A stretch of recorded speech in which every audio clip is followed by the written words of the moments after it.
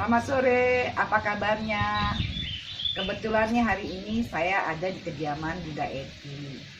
Dan saya hari ini ingin sekedar berbincang-bincang sedikit dengan Bunda Eti yang akhir-akhir ini kita ketahui bahwa banyak sekali teman-teman kita yang terkena penyakit COVID. Dan kita ketahui kalau Bunda Eti kan sudah pernah mengalami penyakit tersebut. Dan saya pengen minta atau berbagi pengalaman dari Bunda Eti, seperti apa sih cara penyembuhannya terhadap penyakit COVID tersebut. Halo, apa kabar Bunda? Selamat sore. Dedek saya yang cantik sekali. Terima kasih, Bunda juga cantik kok.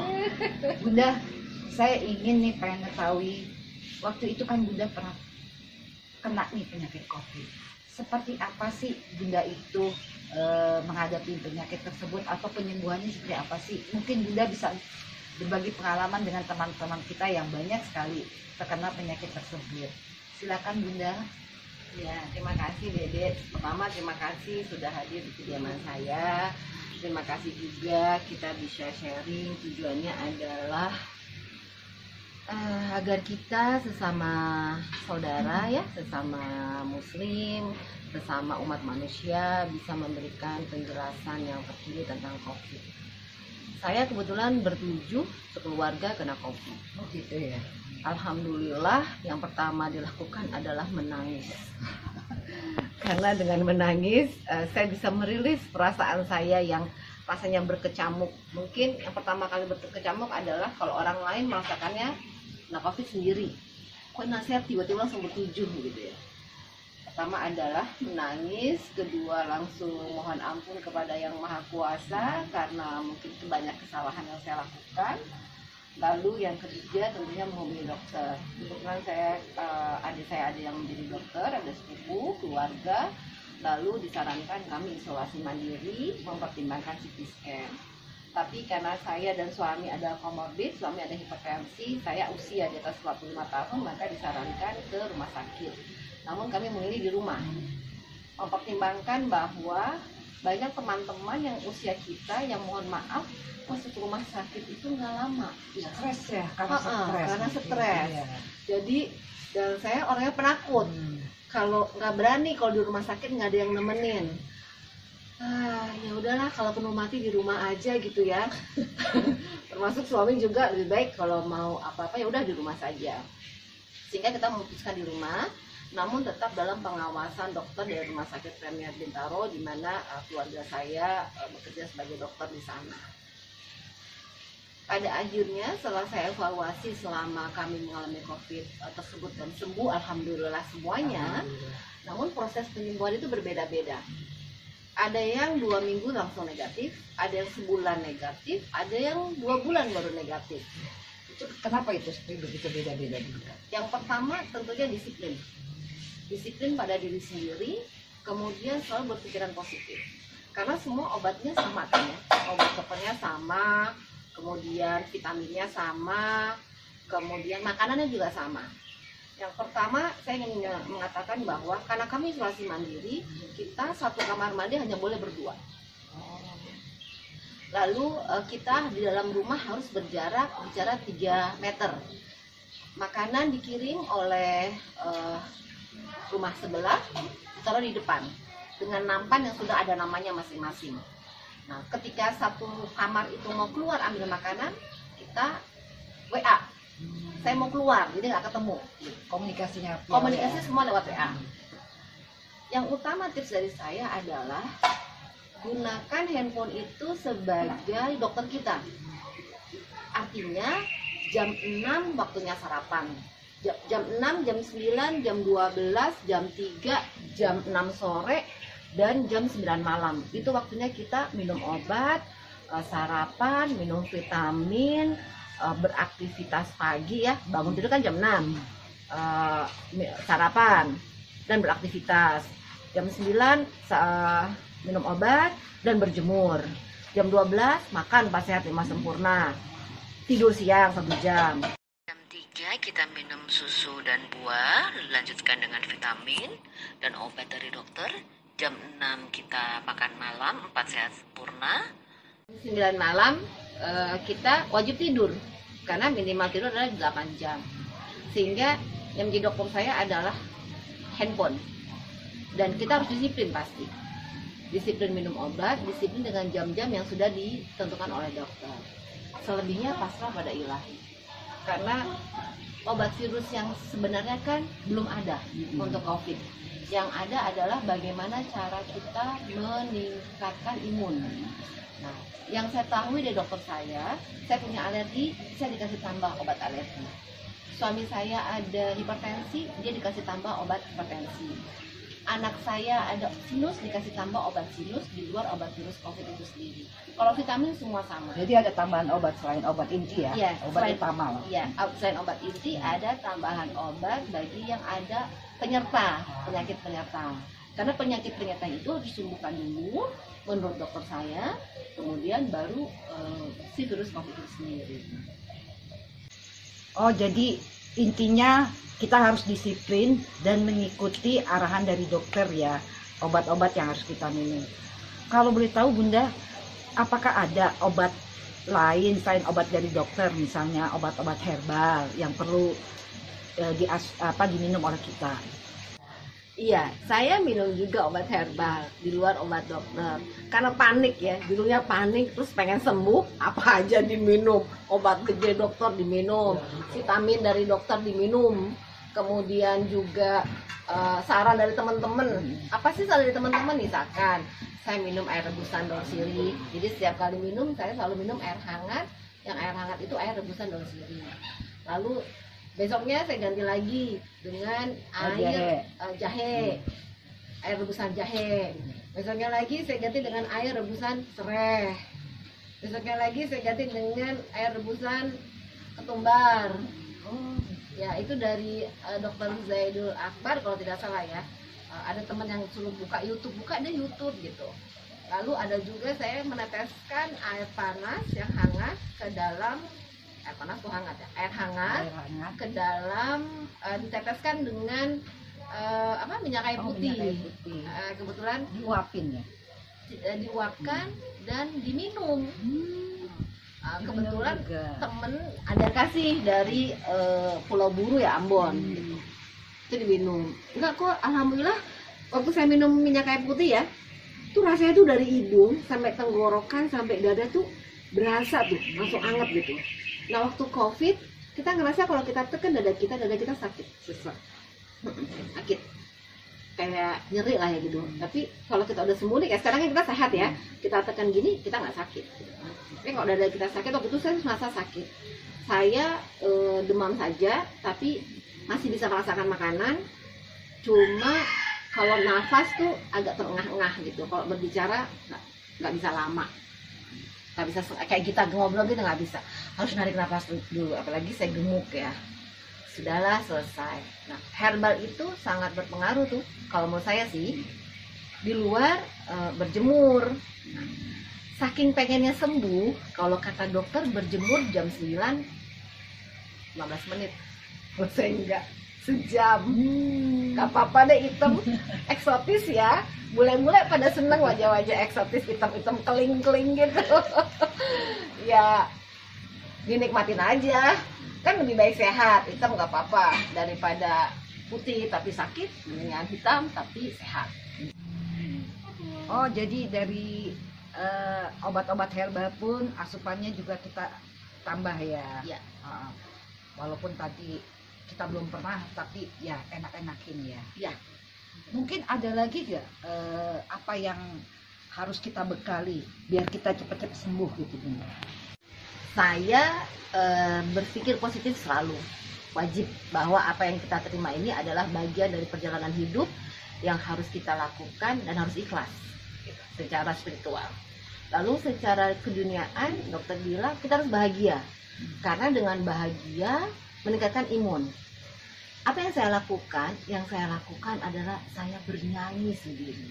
Karaoke ya? Karaokean sendiri, buka YouTube sendiri, di kamar mandi sambil mandi bernyanyi. Biasanya mandi paling 10 menit, 15 menit selesai. Sekarang mandi setengah jam, 1 jam, sambil joget-joget sendiri, nyanyi sendiri. Setiap mandi. Lalu kalau malam sudah pada tidur anak-anak, saya juga karaokean sendiri di kamar.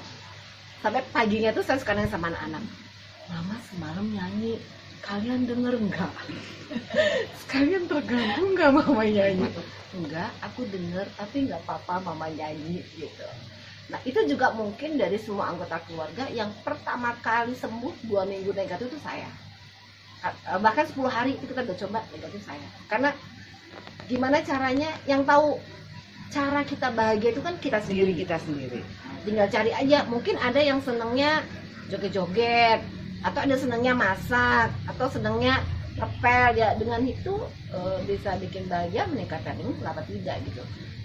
Saya senengnya nyanyi, walaupun suaranya nggak bagus ya saya nyanyi. Tadi saya dengar di awal kalau kamar mandi mesti 2. Itu seperti apa sih kamar mandi 2? Mungkin ada lagi yang misalnya cara pencucian baju atau makan.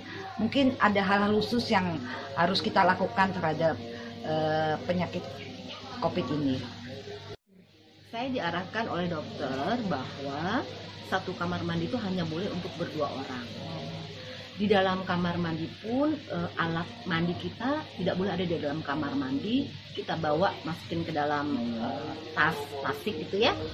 Kita bawa kayak sikat gigi, sabun, pasta, itu nggak boleh gabung. Kemudian handuk kita nggak boleh gabung. Lalu handuk kita harus cuci sendiri. Baju yang kita pakai harus kita cuci sendiri. Cara mencucinya bagaimana? Cara mencucinya, ember di kamar mandi ada 2. Ember saya sama ember anak saya perempuan. Ditaruh air, lalu dikasih 1 botol tutup dari Dettol, kita celupkan, direndam 1 malam. Besok kita cuci sendiri. Jadi di belakang itu juga jemurannya yang kecil-kecil sendiri-sendiri. Jadi kita mencuci pakaian kita sendiri, merendam pakaian kita sendiri. Kalau mau pakai mesin cuci boleh, tapi sebelumnya harus sudah direndam dulu dengan air Dettol. Besok paginya kita cuci sendiri, jemur sendiri. Kalau saya bantu ngangkatin jemuran anak saya nggak apa-apa, karena kan sudah steril. Termasuk tadi ya alat mandi kita sendiri. Maksimal memang nggak boleh berdua. Kalau kita lihat di Wisma Atlet, itu pun mereka sendiri-sendiri. Di 1 kamar mandi, 1 tempat tidur. Maksimal pun ada yang 2 pasien 1 kamar mandi. Itu kenapa asisten rumah tangga saya nggak bisa di rumah saya, tapi saya kirimkan ke Wisma Atlet karena kamar mandi kami tidak cukup untuk menampung 1 kamar mandi 1 orang. Yang benar 1 kamar mandi 1 orang, 1 kamar mandi 1 orang, menurut aturan dokter. Tapi kalau terpaksa 1 kamar mandi boleh untuk 2 orang. Mungkin boleh saya tambahkan kali ya, tentang makanan pun sama. Maaf, tentang masuk di kamar mandi ya. Di kamar mandi tadi mandi saya nggak pakai shower, tapi taruh di ember. Embernya harus kasih Dettol. Dettol baru kita mandi. Lama-lama kita kayak ngerasa kayak bangke ya. Saya pertama tuh, Masya Allah Tuhan, Karena tidak betapa terbiasa ya. nistanya diri ini sebagaikan kuman yang sedang berjalan. Sampai semua itu harus steril, makan tubuh kita pun harus steril, mandi pakai Dettol. Ingat ya zaman dulu kita korengan sama ibu kita harus pakai Dettol gitu ya.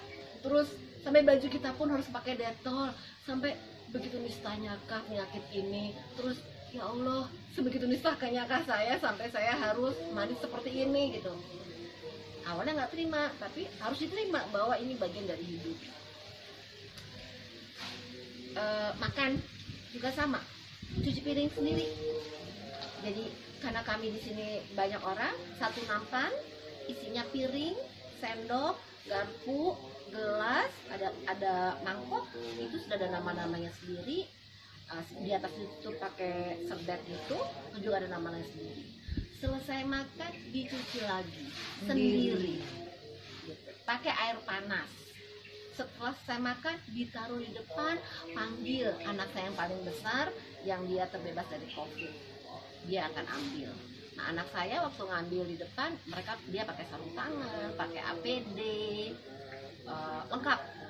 Karena kalau tidak itu banyak sekali saudara kita yang melayani kita atau tetangga kita yang melayani kita, malah tetangganya saya atau saudara kita yang manjat yang kena COVID.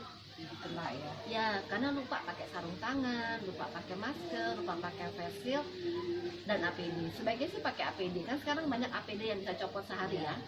Nah, itu anak saya pakai itu, lengkap. Alhamdulillah sampai kami semua sehat, dia juga sehat, alhamdulillah. Tadi kan sempat Bunda mengatakan berjemur. Nah, penyakit COVID ini kan lemah ya. Apakah masih diperlukan untuk beraktivitas olahraga gak sih? Enggak, perlu menurut dokter.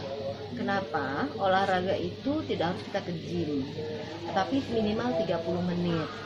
Di awal minggu pertama, karena nafas saya agak tersengal, olahraga yang saya lakukan adalah olahraga di tempat tidur. Apa yang saya lakukan? Mohon maaf, tangan saya begini, digerakkan, kemudian kaki saya naikkan 30 menit. Itu berasa kok. Lalu badan dikembalikan gitu ke kiri, ke kanan. Bisa kok, tinggal buka channel YouTube olahraga di atas tempat tidur 30 menit. Itu bisa. Nah, masuk fase ke minggu kedua di mana saturasi saya sudah naik, terus napas juga sudah tidak, ya kita jalan kaki aja di rumah. Jalan kaki pun saya harus gantian sama semua anggota rumah karena isoman ya. Berenang tidak disarankan, tapi sepeda boleh, treadmill boleh, jalan kaki di rumah boleh. Nah, itu kita bagi ruangan tuh. Saya sama anak saya di belakang, suami dan anak saya yang kecil di depan, adik saya di ujung. Itu ada space area sendiri-sendiri yang nggak boleh lewatin batas itu. Nah, masing-masing silakan melakukan aktivitas. Tapi aktivitas yang paling mudah dan murah di tempat tidur. Yang kedua, saya bersepeda dan jalan kaki. Sepeda statis ya, karena kan kita nggak boleh mengganggu ruang. Saya bersepeda di belakang. Alhamdulillah dengan itu sih, nanti kita ngerasakan kok. Ketika nafas sudah tidak tersengal-sengal, badan udah agak lebih fit minggu kedua dan minggu 3 lebih-lebih, kita udah bisa bersepeda. Kalau belum bisa, jangan dipaksakan. Ya sudah, olahraga aja di tempat tidur. Jari olahraga kaki ringan ya. Olahraga ringan. Jari kaki naik turunkan gini. Yang penting digerak-gerakin, yes, biar tubuhnya tidak kaku. Tidak kaku, betul. Itu. Makan wajib habis. Harus dipaksa. Saya COVID naik berat badan 5 kilo. Nggak apa-apa. Sampai sekarang juga belum sehat. Turun ya.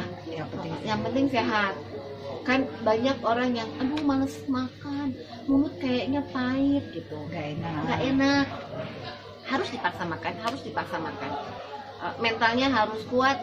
Saya harus sehat, saya bisa. Makanan ini enak, wajib, karena 4 sehat 5 sempurna kan ya. Harus ada pemikiran rasanya enak. Makanan ini enak, kita makan. Bunda, ini kan sekeluarga Bunda kan kena semuanya. Iya. Ya, anak, suami kena ya. Tadi saya dengar kamar mandi harus 2. Tapi dalam aktivitas olahraga atau apa-apa, kenapa sih harus terpisah-pisah? Bukannya kita berkumpul sama keluarga kan saling makin enjoy nih. Kenapa sih harus seperti itu, Bunda? Menurut arahan dokter, kita itu sesama penderita COVID di rumah pun harus pakai masker, harus pakai face shield. Kemudian kita bertemu sebaiknya diminimalisirkan, jarang bertemu. Kalaupun bertemu harus berjarak minimal 3 meter. Minimal 3 meter kok. Jadi saya sama Dede sekarang kan hanya 1 meter ya. Jadi saya sampai sana tuh 3 meter.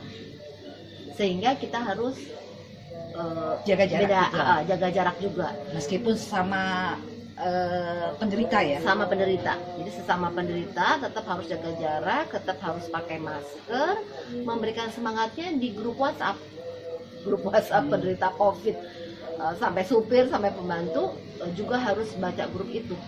Hari ini makan, jam ini kita minum obat, jam ini berjemur, semua berjemur. Tetap itu berbarengan. Ruangannya, tempatnya, lokasinya berbeda-beda, berjarak. Hanya dibatasi oleh jarak saja. Ya. Satu sama lain harus 3 meter. Masker wajib. Tadi kan ada olahraga, sempet kan Bunda tadi bilang nyanyi-nyanyi sendiri nih. Ada gak hiburan lain selain nyanyi-nyanyi? Atau seperti apa sih hiburan untuk anggota keluarga yang lainnya? Ada sih, banyak ya. Kalau dokter saya itu setiap hari selalu mengirimkan video-video lucu. Sekarang banyak TikTok lucu ya. Dia selalu kirim tiap hari 2 atau 3 video. Terus teman-teman dekat, sahabat-sahabat terdekat, mereka juga mengirimkan, mereka yang tahu, paham bahwa kita butuh kebahagiaan, Biar tambah semangat. biar tambah semangat. Karena dengan kita ketawa, itu kan Imun naik. imun naik. Terus ada juga teman yang kirim, ada spesialisasi kirim video-video lucu, TikTok lucu, YouTube lucu. Bahkan ada spesialisasi, mohon maaf ya, ada yang kirim-kirim gambar zaman kita dulu waktu SMA yang kita nggak boleh tonton. Oh, Gitu ya. rahasia. Iya, ya 18 plus. Iya. Karena menurut dokter itu juga bisa meningkatkan imun kita. Tapi kalau kayak saya suami istri lagi bermasalah nggak boleh ya. Karena kan sebenarnya kita melakukan hubungan intim juga tanpa bermaksud bicara pornografi ya. Dengan kita melakukan hubungan intim berarti kita juga meningkatkan imun. Dengan kita meningkatkan imun maka tubuh kita bisa segera terbebas dari COVID. Ada gak persiapan untuk kamar? Apakah di kamar itu harus ada apa alat-alat tertentu atau seperti apa sih yang Bunda lakukan? Karena awalnya kita harus masuk rumah sakit tapi kita memilih untuk di rumah, maka kita berusaha menciptakan rumah itu dengan perlengkapan seperti ada di kamar perawatan di rumah sakit. Jadi di setiap kamar ada tabung oksigen yang tanggung ya, nggak usah yang besar, yang 1 meter. Kemudian kita juga ada tabung yang kecil yang kayak tabung baygon.